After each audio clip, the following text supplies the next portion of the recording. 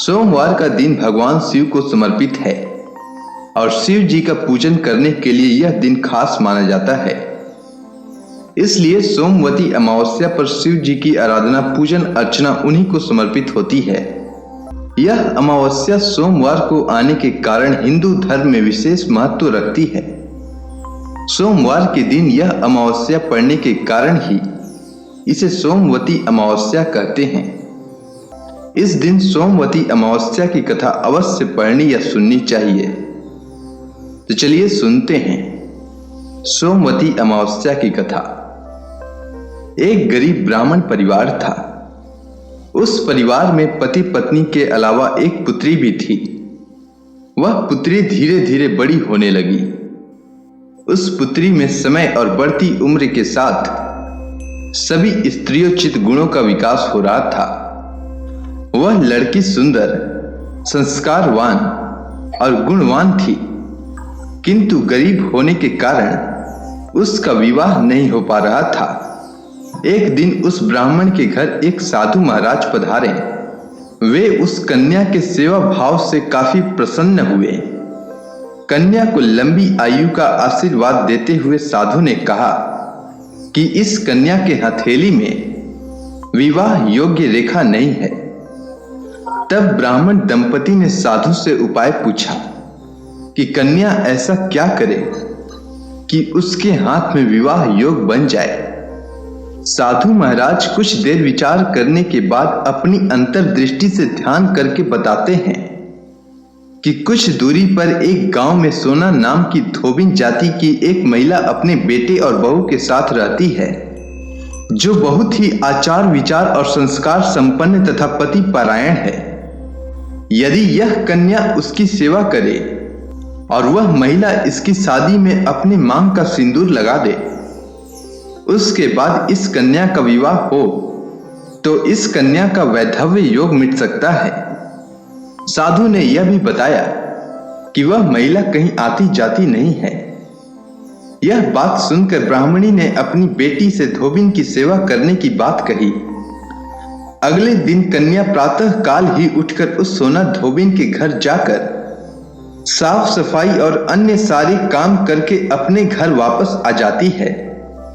एक दिन सोना धोबिन अपनी बहू से पूछती है कि तुम तो सुबह ही उठकर सारे काम कर लेती हो और पता भी नहीं चलता है। इस पर बहू ने कहा, माँ जी, मैंने तो सोचा कि आप ही सुबह उठकर सारे काम खुद ही खत्म कर लेती हैं। मैं तो देर से उठती हूं। इस पर दोनों सास बहू निगरानी करने लगी कि कौन है जो सुबह ही घर का सारा काम करके चला जाता है। कई दिनों बाद धोबिन ने देखा कि एक कन्या मुंह अंधेरे घर में आती है और सारे काम करने के बाद चली जाती है। जब वह जाने लगी तब सोना धोबिन उसके पैरों पर गिर पड़ी। पूछने लगी कि आप कौन हैं और इस तरह छुपकर मेरे घर की चाकरी क्यों करती हैं। तब कन्या ने साधु द्वारा कही गई सारी बात बताई। सोना धोबिन पति परायण थी, उसमें तेज था। वह तैयार हो गई। सोना धोबिन के पति थोड़ा अस्वस्थ थे। उसने अपने बहू से अपने लौट आने तक घर पर ही रहने को कहा। सोना धोबिन ने जैसे ही अपने मांग का सिंदूर उस कन्या की मांग में लगाया, उसका पति मर गया। उसे इस बात का पता चल गया। वह घर से निराजल ही निकली थी, यह सोचकर कि रास्ते में कहीं पीपल का पेड़ मिलेगा तो उसे भौंरी देकर और उसकी परिक्रमा करके जल ग्रहण करेगी। उस दिन सोमवती अमावस्या थी। ब्राह्मण के घर मिले पुए पकवान की जगह उसने ईंट के टुकड़ों से 108 बार भौंरी देकर 108 बार पीपल के पेड़ की परिक्रमा की और उसके बाद जल ग्रहण किया। ऐसा करते ही उसके पति के मुर्दा शरीर में वापस जान आ गई। धोबिन का पति वापस जीवित हो उठा। इसलिए सोमवती अमावस्या के दिन से शुरू करके जो व्यक्ति हर अमावस्या के दिन भौंरी देता है, उसके सुख और सौभाग्य में वृद्धि होती है।